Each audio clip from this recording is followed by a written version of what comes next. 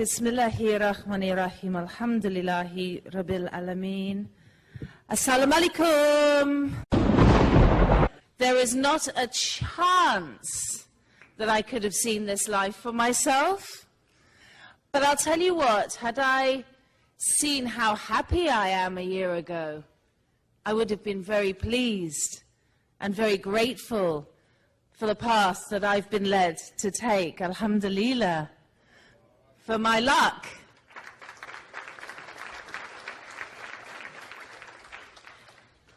Some of you will know me as the sister-in-law of a once powerful oppressor of human beings. Sorry, the Middle East envoy Tony Blair, as he likes to be known. And hopefully others of you will also be aware that my real job title is presenter and broadcaster. But I'd like to tonight, if I may, share with you my journey to Islam. Because being a Muslim, I now understand how spiritually uplifting it is to see someone take the shahada like that. I was crying. Alhamdulillah to you, brother, wherever you are, and may this community show you the same love that has been poured like a deluge upon me in the last 6 months. I pray for you that you feel that same love. So I'd like to take you on how this journey happens. To someone who outwardly seemed like the very epitome and was of a Western journalist with a lifestyle completely at odds with the values and the processes and the choices inherent in being a worshipper and a servant of Allah. Because this is a very interesting concept. I'll come to it maybe if I remember later, but this idea of willing servitude. When you come from the media, where you are God, and then you put your head to the floor, and you actually pray to God, and you submit yourself. That in itself is a journey, but I'm going too fast. Let me take you back, if I may. When I was a child, I grew up in your average North London household in the 70s, which is to say that both my parents were drunk a lot of the time. My father was a lapsed Catholic. That means that he drank a lot of Guinness and got a lot of women pregnant. He also used to sing hymns when he'd had a drink. It sounds a lot gloomier than it was, and this isn't a knocking Catholicism, but there is a lifestyle that means that secularism has overtaken the popularity of belief in our communities in Britain. My mother was what you might be able to call perhaps a superstitious Christian. So she would never go to church, and she'd never talk about religion, but she would hang crosses around her bed to ward off evil spirits. So those symbols were there in life. But funnily enough, growing up, I used to pray. I loved it. I remember that feeling of being 7 years old and going to my bed and putting my hands together and going, please, God, let Mummy and Daddy be nicer to me tomorrow. Please, God, let my sister stop being really annoying. Because kids know how to ask for everything, because they automatically believe that someone up there is bigger than their parents and will really help them when they need it. Isn't that interesting? What I've noticed recently, I'm going to jump forward a bit. I've got jet lag, so if I jump forward and none of it makes sense, will you bear with me, please? So, yes, I've already lost that point. Wake up, brain. Okay, we'll go back to the beginning. So when I was growing up, when I was a teenager, you sort of stop praying because you get into the cult of the self. My dad was a socialist. He was a good man like that. Politically, he said to me, he gave me good values in many ways. He said, you know what? You're white. You're in London. You're not bad looking. You've got a fair intellect. You've won the lottery of life. Now, what are you going to do for the rest of the world? This is how we were brought up when I was a child. And the other thing he used to say, I remember crying once because we couldn't afford toilet paper. So we used to have to use newspaper in the bathroom. And I remember going in to him at 10 years old and saying, "Dad, I've just realized we're poor." And he looked at me and said, because he was from Liverpool, a really poor family, he said, "Poor? We're not poor, we're broke." And what are you using in the bathroom? Are you using the Sun newspaper? No, you're using the Guardian. This is not poverty, this is aspiration. I thought that was brilliant. I've never looked at the Guardian the same since. And quite frankly, some of the things that's written about Islam now, I'm thinking of going back and using it for the same thing. So we had some values, but none of them were linked to religion. And as I became in my 20s, I became what I thought was a goddess. I was at drama school, I was acting, I was attractive to men, I was drinking. God became a sideline, a little important voice that had once been there for me, and I didn't need him anymore. As Nietzsche said, God is dead and we killed him. And that cold gathering, that cold, stony exterior started to form on my heart. And I knew I didn't like it, but I was happy in my life and I was lucky and I was making my own luck. It was me, I was the mistress of the universe. How clever of me to get work, how clever of me to get luck. But you know, within all of that, I always did feel lucky and I always did feel grateful. And when I did remember to show some gratitude, I would pray. So what did I know about Islam then in this growing up? There were only 3 Muslim girls at my school when I was growing up. And what I knew about Islam was this. Muslim girls were really killer at science. They were way better than me at maths, and they didn't date boys as teenagers. That was it. Now, considering the drama in the newspapers post 9/11 about this community waiting with knives to slit our throats and guns to attack us and planes to crash on us, how come it was so quiet before 9/11? Was everybody just waiting for that signal? Or was there no signal? Was there no 9/11? We won't get into that. So what did I know about Islam in 2004? Well, I was having a bit of an awakening, because the thing about 9/11 is it wasn't just a clarion call for the people who wanted to find a new enemy, for people whose lives had become so materialistic that they enjoyed war. If we're not having a Cold War, if we're not having a Second World War, what war can we have to justify our emptiness inside? It wasn't just awakening for them, you know.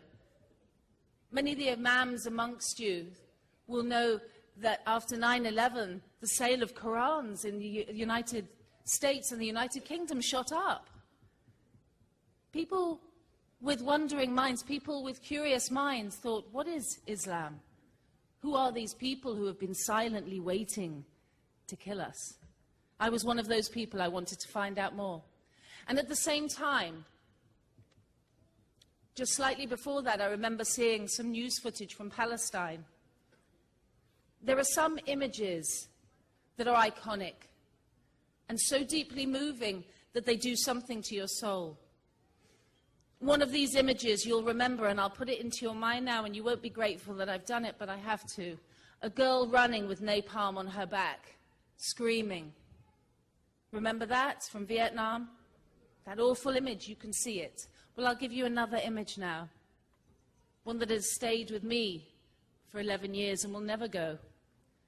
A young boy with a stone in his hand, doing this as a tank bears down on him.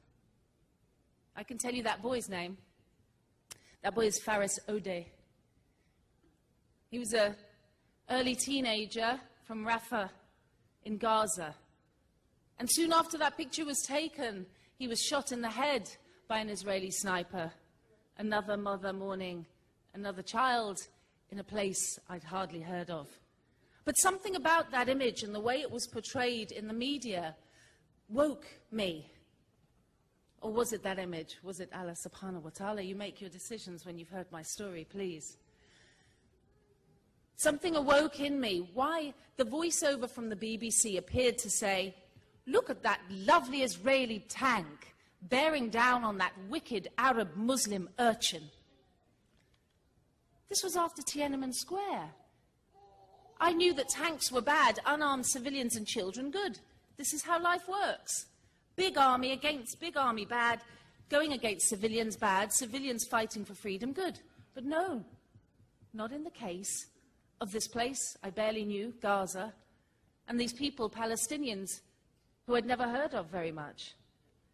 So in 2005, I managed to get myself a commission from my newspaper to go and interview Mahmoud Abbas in Ramallah. I went on my own, not knowing what to expect. But I did have some preconceptions that I took with me, which is funny as a socialist, because I didn't know I had them until I was on the plane to Tel Aviv. And on the plane to Tel Aviv, I realized I was scared of Arabs. Pretty scared of Arabs. Arabs with guns were really going to be frightening.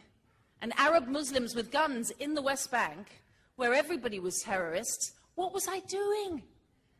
I wanted to go home. I kind of hoped the Israelis would just deport me. I heard they do that. But nobody did. It wasn't what Allah subhanahu wa ta'ala had planned. So I took a taxi to Ramallah. And I realized on that taxi ride that I had what we can call a mild form, at least, of Islamophobia. I thought everyone was terrorists. I didn't know anything about women in hijabs. I didn't know anything about Islam. And here I was going to terrorist enclave, Palestine, the Palestinian territories run by terrorists and the enclave of terrorism. So imagine how I felt the next day, going up in a big metal lift with huge Palestinian guards around me with their guns and their walkie-talkies. And I'll never forget that scene. It replays sometimes in my mind. There's me standing there, huge Fatah gunmen, as they're called on CNN. They're guards for the president. Everybody has them. Get over it. And I'm standing there, and one of them says this, Bukra, Bukra, yalla, yalla, yalla, inshallah. Habibi, yalla, habibi. And I think to myself, subtitle, we'll behead the white woman later. This is what I heard. This is what I was hearing every time they spoke. I thought, I've seen this movie and it doesn't end well for the white woman. It's not good. What am I doing here? It took me a little while, maybe about 5 days in the West Bank, for all of that to be gone. I was walking down a road the next day in Ramallah without a coat. The Israelis had kept my luggage, as they do when they find out you're going to the West Bank. It's very common. So I only had a kind of shirt on, and I was walking around going, wow, look at this place. And an old lady said, yalla, yalla, yalla, yalla. And she took me into her house and put her arm around mine. And she said, showed me a wardrobe full of clothes. Looked at them and took out a coat, put it on my back, got out a little suitcase, got out some jumpers. She said, Habibti, yalla. And wrote down her address. I said, what is this? I've never encountered such instant generosity to a stranger. And that wasn't all. Everywhere I walked, hello, how are you? Salam alaikum. The full back position I was beginning to realize for the Palestinian people, Muslims and Christians. I will never forget that there are Christians in the West Bank and Gaza and almost any of us here. But their full back position is the same. You're welcome. You're our friend. If you come in peace to a Muslim area that is under attack, wherever you are from, you are with us and we will take care of you. That was the message I was getting. And it was starting to break down what I knew about Islam, or thought I knew. In 2007, I went to Lebanon to see the damage wrought by Israel. I'm not going to go into politics, but this is my life, so I'll tell it how I like. I went to see the damage wrought by Israel. As a journalist, I went to write about it. And I was going to be met at the airport by two representatives of a certain political Lebanese party, whose name I'm not allowed to mention here. And I presumed that the representatives of this party would be men, big beards, big turbans, big cloaks. So imagine my surprise at Beirut airport when two funky young women in tight tops that went down to their knees and jeans and hijabs turned up and said, "Salam alaikum," with an attitude that was kind of like Beverly Hills meets the hijab. You know? And I was grilling them over the next 48 hours because I'd never spoken to a woman in a hijab before. And I said, "So what's your life like? Is anybody, I suppose, you know, forced to marry?" And they looked at me like I was crazy. Nobody's forcing us to do anything we don't want to. This is Beirut, baby. But we love our dad, and if he asks us, we'll do what he says because we love him. All of that freedom, followed by the respect for the family, is what I was seeing. And it was very interesting. They were studying to a high level. They were going to do what they wanted with their lives, but they loved their religion, and they loved their country, and they loved their faith. A new world was opening up to me, one I hadn't seen. Not only one I hadn't seen, but one that had been misrepresented to me from the day I first watched a television newscast. So we went down south, me and the two women called Zainab, and we eventually did meet, alhamdulillah, a sheikh with the turban and the beard and the cloak. And in my mind, I still carried that prejudice about Islam very strongly. I thought, it's fine for these young girls to be all, we can do what we want in Beirut. But in Bint Jbail, in front of a sheikh, I must keep my faculties sharp and remember that Islam oppresses women. And I'm going to watch this. I'm not going to be foolish and led by my heart. I'm going to watch what the interaction is between these people.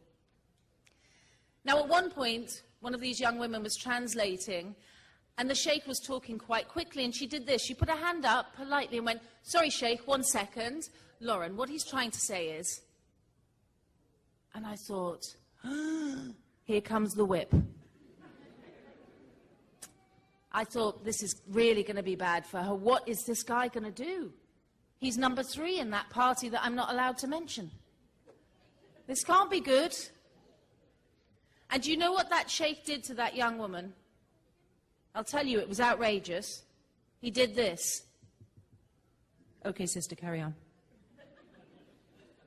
I looked and I thought, that's it? Really? No whips, no stoning to death?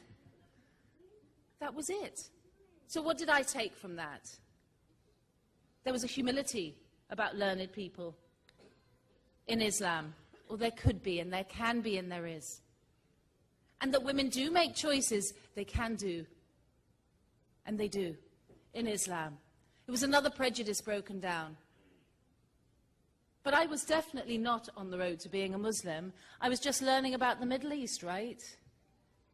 This wasn't my road. I was drinking alcohol, I was enjoying my life. Alhamdulillah, you know, I've always been a happy person. One of my best friends calls me Miss Upside. She sends me texts, "How's life on the upside today?" I've always been one of those people that, you know, you crash your car, you split up with your husband, everything goes wrong, but I had a really good poached egg today. My friends laugh about it, but I can't help it. I went to Gaza, and that changed my life. It really did. Anybody who has any interest in Palestine should really go there, because just go there. And I went with the Free Gaza movement in 2008 on a boat, and we made it. We actually made it. The first people in 41 years to sail from the outside world to the coast of Palestine. Can you imagine how that felt? And I wasn't even thinking about it. Something in me was just making these decisions. People are saying, you could die, it doesn't matter, I can't let people live like that. You could get attacked, it doesn't matter, there's kids starving, haven't you seen the news, don't you understand? Every single person, there were 46 people on 2 boats. Only 3 of them Muslim. Not because the Muslims weren't interested in going, but because we wanted to make a statement that white people care, and also we were less likely to die if we weren't, guess what, Turkish and Muslim. Think about it. Think about what happened later on. So we sent white people from Europe and America, people who wanted to go and show solidarity and just help. And when we arrived, it was like D-Day 1944 in Paris. Kids swimming up to the boat, tens of thousands of people lined. They thought we'd come to save them, but not enough of us came. I stayed there for a month. And I want to say right now, thank you very much, Israel. Thank you very much to the corrupt Egyptian regime, now fallen, alhamdulillah, for blockading me and not allowing me to leave through Erez and denying me exit through Rafah for 4 weeks. I thought at one point I would never see my children again. And after 21 days of being blockaded there, as the Egyptians laughed at my British passport and flung it aside, I was crying. I was crying in the town square just because I'd spoken to my daughter on a phone. And a lady came up to me and she started speaking in Arabic, and I got a friend to translate. And she said, "I'm so sorry that you miss your children, and I understand." And she was crying for me. And I said, what's your story, sister? She lived in the West Bank. And one day she had left her village just to go to a funeral in the next village. And she had her bag of documents with her. And when she passed the Israeli guards looking her in her prison, she said, "I'll be back later. Okay, remember me, I'll be back later." And when she went home that evening, on the same day, with the same soldiers, still on the same shift, she said, "It's me, I'm going to go home." And they went, "Whoa, whoa, whoa. Let's see your documentation." And on her documentation it said, "Born in Gaza," not the West Bank. So they said, "Gaza." And she went, "No, no, no, no, no, West Bank, I live here. Look, here's my children, here's my utility bills." What? Here. You know what they did? They bundled her in the back of a military vehicle. They took her to the Erez crossing and they threw her into the Gaza Strip. It's been 4 years now, and that woman hasn't seen her 2 sons or her husband, and she will probably never see them again. And she cried for me. She was crying for me. Like she'd forgotten her pain and she could understand. 21 days compared to 3 years. I thought, what is it? What is this wonderful empathy that I'm seeing? But I still wasn't interested in Islam. I was interested in the Palestinian question, you understand? And maybe, whereas I'd been an Arabophobe, now I was an Arabophile. Which is fine. That's okay. We can like other cultures. But you don't have to change religion. And then one night I remember going to the Rafah refugee camp, where I was to have iftar during Ramadan with one of the poorest families there. They'd invited me. And as I arrived in this cement block room, just a rug on the floor, 16 filthy mattresses piled up around the walls where 16 people would sleep that night. Women, men, children. The mother who greeted me in this hovel had the biggest smile on her face. I'll never forget it. What a lovely lady. Assalamu alaikum. Fadal. Fadal. Like I was entering a palace. And she had everything to offer me.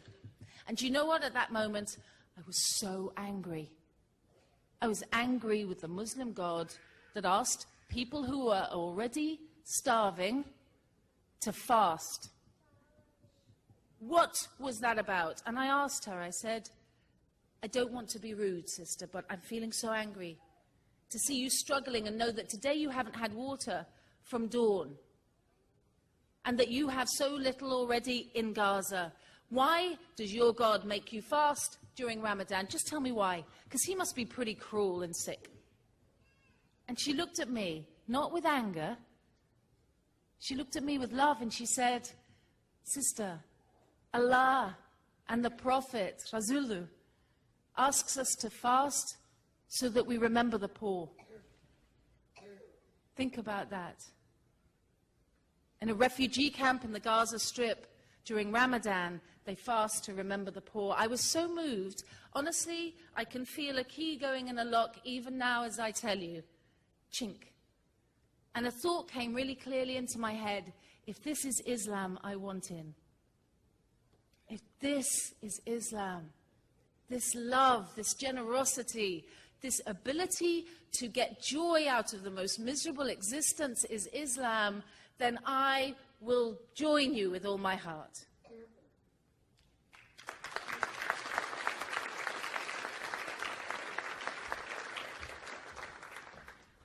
Part of everybody's journey to Islam is dawah.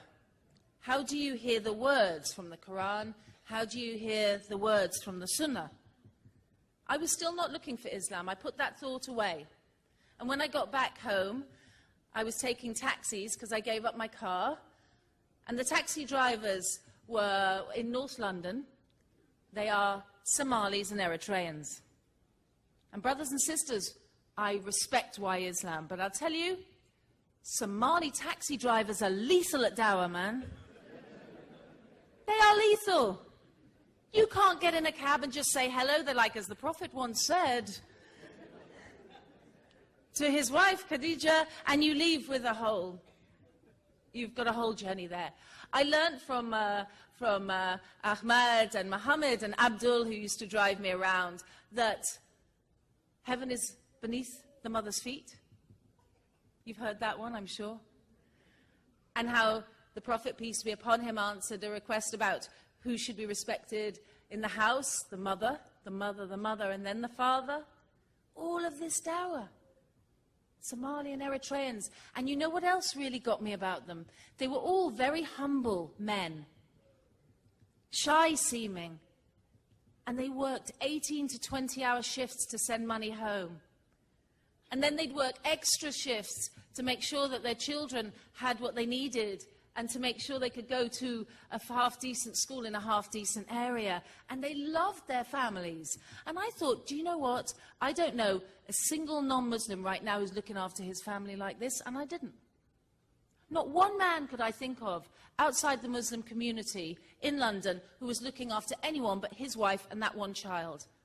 They weren't looking after their mothers, their fathers, their uncles, their aunts. Psh, do it yourself. Go and get a job. If you're a grandparent, go into a home. But these Muslims were looking after each other. I started to feel this love building in me. And then I went to Iran, and I was working there for Press TV, reporting on the Al-Quds Day rally, and I went to a mosque. And the final thing fell into place. Because I'm an emotional person, it was never going to be, first and foremost, an intellectual journey. My journey to Islam was going to be one of emotion. And I sat down in a mosque one evening, and I just prayed naturally. I said, Allah, thank you. You know what? Thank you. I could cry thinking about that after what I've just told you. Because remember, I was the center of the universe. I was the one who was making things happen. And I didn't need to thank God, right? Because I was so clever and smart. And I sat there in that shrine and that mosque. And I said properly, thank you so much. You know what? I don't even need to ask you, not for one tiny little thing. Just thank you for this wonderful journey you've put me on. And please remember Palestine. And I felt a shot of pure emotional joy that sat me down on that floor for I don't know how long. Was it half an hour and a half? I have no idea. I couldn't move. I was glued to the spot with joy and calm and serenity. And that night, I slept on the floor of that mosque. It was a pilgrim's night, so other people were visiting and they slept there as well. And in the morning, they called Fajr, and I prayed. And in my heart, all of the anxiety, you know that train of thought you have, that list you have. You wake up in the morning, what am I going to do today? clean the car, sort out the kids, buy the shorts, work, That list had gone. And I'll tell you what, brothers and sisters, alhamdulillah, it hasn't come back. I don't have that anxiety anymore. I just do things, and I pray, and good things keep happening, and I keep seeing the world through new eyes. And Allahu Akbar, I just want to say thank you to Allah very much for setting me on this path I didn't know I was on. And may I do good and work for your community as the wonderful people of Iqna are doing. And I support their efforts.